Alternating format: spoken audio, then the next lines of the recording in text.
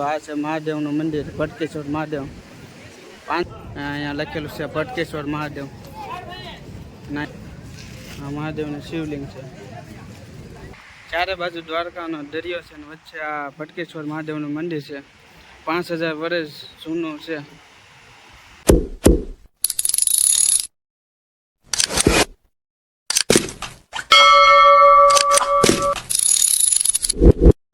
Hello મિત્રો, બધાને જય માતાજી. નવા વ્લોગમાં સ્વાગત છે. તમને થંબનેલ અને ટાઇટલ જોઈને ખબર પડી ગઈ છે કે આપણે આજ દ્વારકા આવ્યો તો દ્વારકાથી 2 કિલોમીટર ભટકેશ્વર મહાદેવનું મંદિર.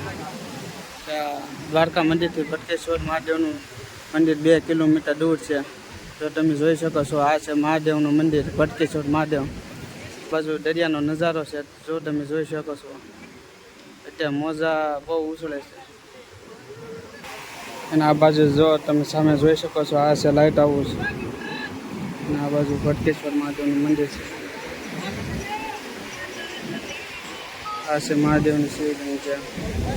ચાલો તો એમ વિડીયોમાં તમે બન્યા રહેજો. હમણાં વિડીયોમાં ઠેર લગી બન્યા રહેજો દોસ્તો. ભટકેશ્વર મહાદેવના તમને દર્શન કરાવી દો.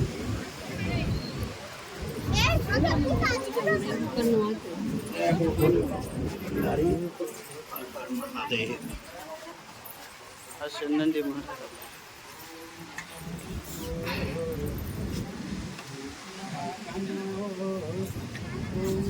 મિત્રો જોઈ લો, દર્શન કરી લો ભટકેશ્વર.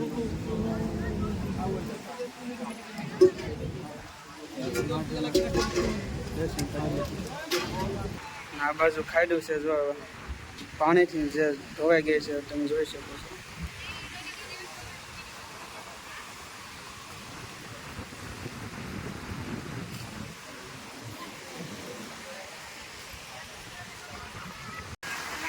મોટા પથ્થર છે, જેથી કરી કોઈ નીચે જાય કે નહીં.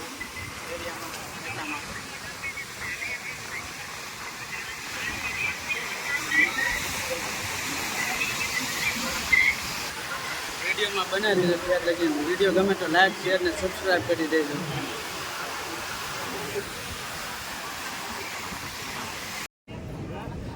જોઈ શકો છો, આ ભટકેશ્વર મહાદેવનું ચિત્ર દોરેલું છે. અહીંયા લખેલું છે ભટકેશ્વર મહાદેવ. અને અહીંયા સેલ્ફી પોઈન્ટ છે, બધા અલગ અલગ પાડે છે.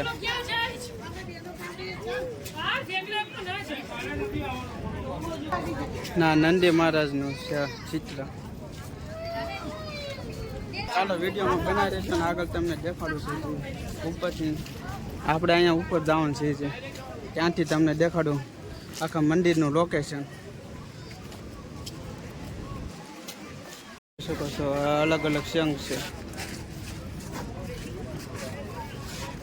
બધા અલગ અલગ પ્રકારના આખા શંખ છે. કલરના રંગ ને રંગબેરંગી શંખ છે.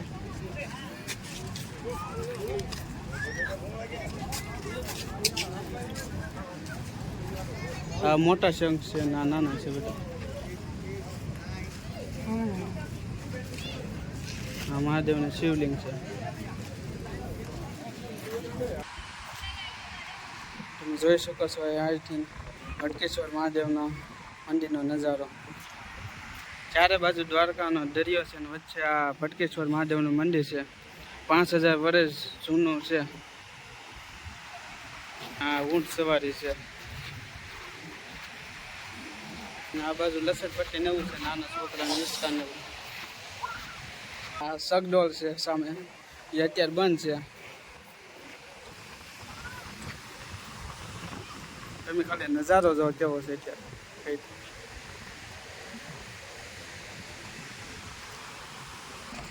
સુરત દાદા પણ જમી ગયા છે. આ છે ભટકેશ્વર મહાદેવનું મંદિર, તમે જોઈ શકો છો. ચાલો મિત્રો, અત્યારે ત્યાં તમને દેખાડી દઉં. આ બાજુ છે, પેલા આવ્યા ત્યારે આ સગડોળ બંધ એટલે અત્યારે ચાલુ થઈ ગયું છે. ને આ ટ્રેન પણ આ બાજુ ચાલુ થઈ ગયું છે. વિડીયો સારો લાગ્યો હોય તો લાઈક, શેર, કોમેન્ટ ને સબસ્ક્રાઈબ કરી દેજો. જોઈ શકો છો, આ ખાલી છે. આ બાજુ આ બધું ખાલી જ છે કે નહીં. અહીંયા હજી હાંડિયા પર બેન જાય છે.